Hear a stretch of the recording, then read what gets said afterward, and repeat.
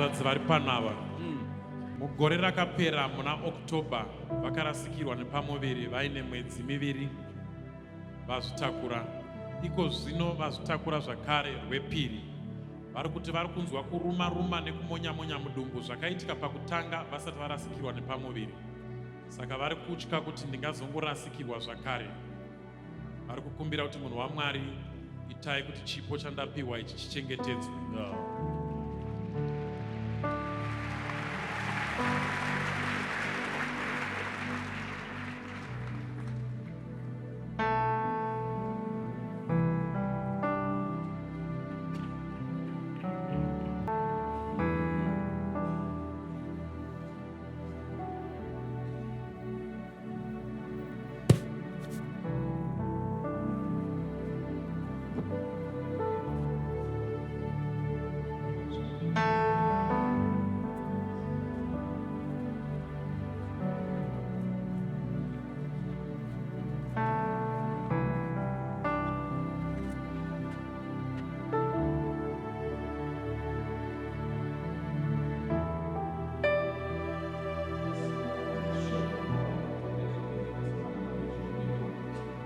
Chawapiwa na Mwari.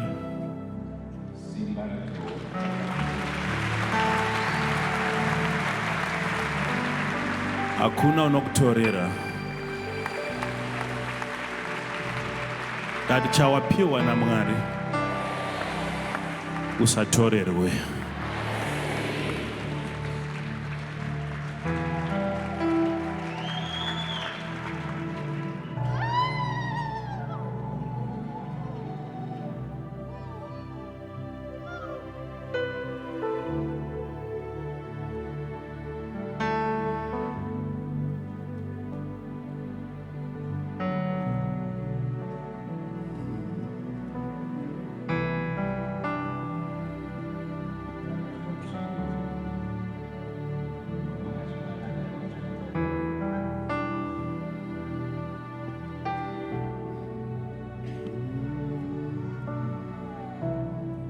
Free.